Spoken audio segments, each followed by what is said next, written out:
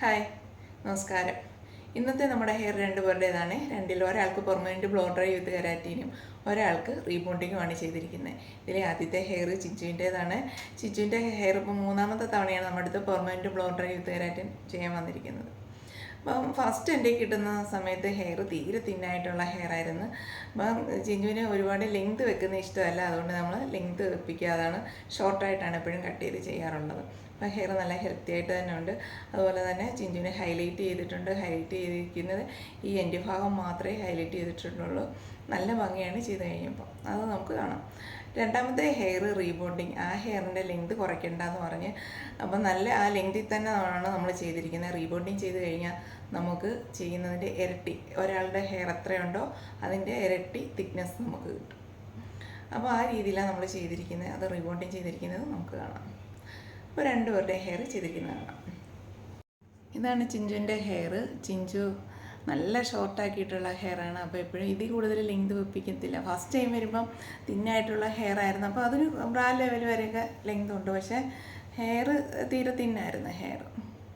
ഇപ്പം നല്ല തിക്നെസ് ഉള്ള ഹെയറാണ്. അപ്പം ചിഞ്ചുവിനെ ഹൈലൈറ്റ് ചെയ്തിരിക്കുന്നത് കണ്ട നല്ല ഭംഗിയായിട്ട് കിട്ടി. ഹൈലൈറ്റ് ചെയ്ത് കഴിഞ്ഞപ്പോഴത്തേക്ക് അപ്പോൾ ഈ ഹെയർ നല്ല തിക്നെസ്സും തോന്നിക്കും. ഈ ഹൈലൈറ്റ് ചെയ്ത കളർ പോകത്തില്ല.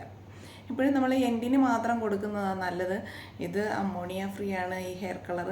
അപ്പോൾ ഇതുപോലെ ലാസ്റ്റിങ് ചെയ്യും, നമ്മുടെ ഹെയർ പൊട്ടിപ്പോകത്തൊന്നുമില്ല. പിന്നെ നമ്മളെപ്പോൾ ചെയ്താലും ഈ ഹെയർ കളറൊക്കെ ചെയ്ത് കഴിയുമ്പോൾ ഞാൻ അതിൻ്റെ കൂടെ കെരാറ്റിനും കൂടെ ചെയ്ത് കൊടുക്കുന്നത്.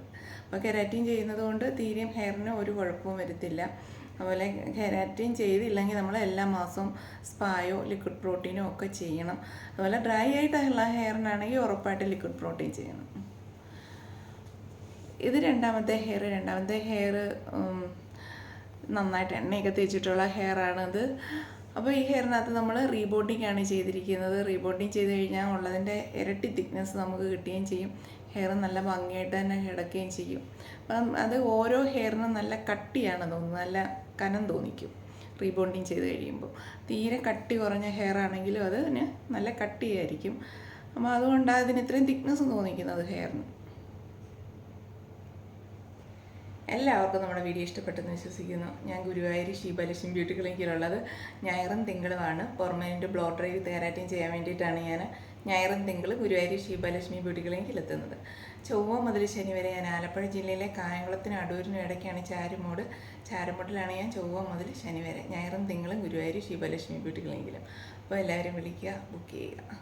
നമ്മുടെ വീഡിയോ എല്ലാവർക്കും ഇഷ്ടപ്പെട്ടിട്ടുണ്ട്. ലൈക്ക് ചെയ്യണം, കമൻറ്റ് ചെയ്യണം, സബ്സ്ക്രൈബ് ചെയ്യണം. Thank you.